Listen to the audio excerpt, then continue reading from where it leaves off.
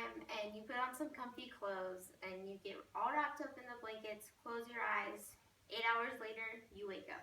What happens?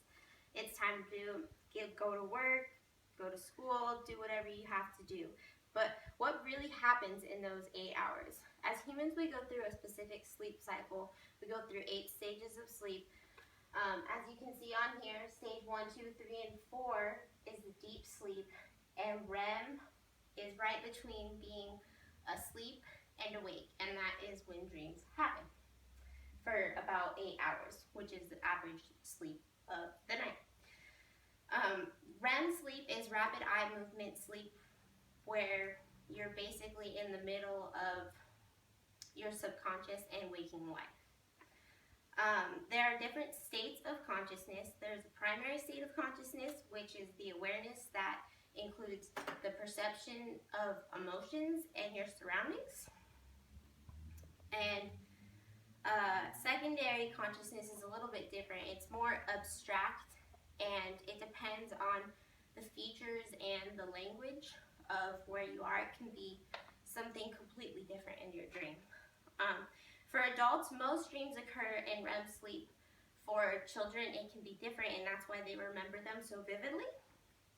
But the brain exhibits mostly primary consciousness, not secondary consciousness. As the states of consciousness depend on whether the brain is in the waking, non-rapid eye movement or the rapid eye movement sleep. All deep phases of sleep happen in the first half of the night. And dreams are very, very short.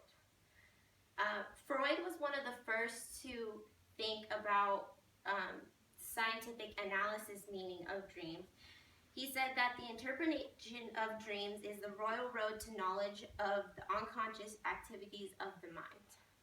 He thought that everything that was inside your mind that you weren't really able to think about, which he called the superego, was unconscious wish fulfillment. So when you sleep, your brain lets all those feelings out that you don't know about, and that's what creates your dreams and why they're so abstract.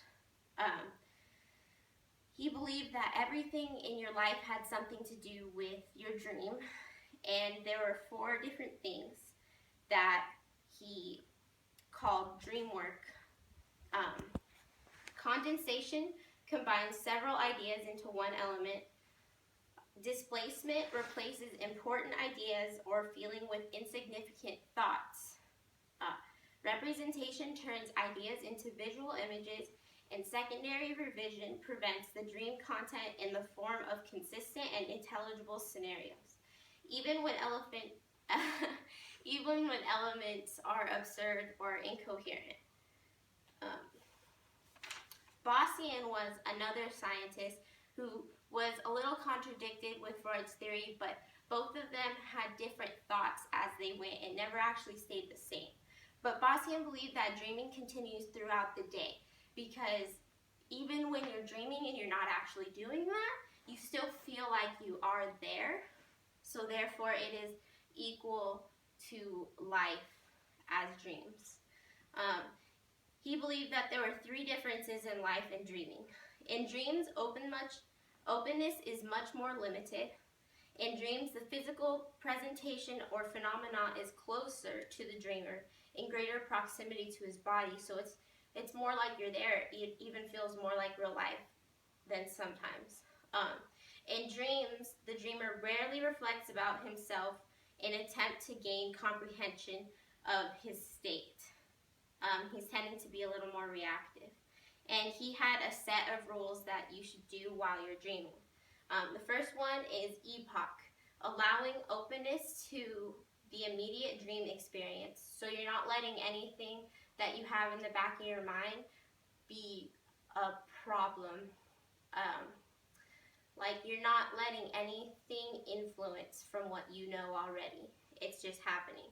Description is taking into account the phenomena presented, just not making generalizations, just looking at what's really there. Horizontalism is treating each phenomenon an equal value, so nothing's more important than the other. Eidetic variation is searching for the ontological essence of the dream, Questions to be answered. So there are 3.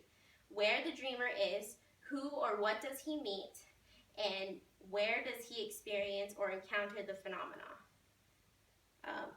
Dreams are all different and affect the human mind in different ways.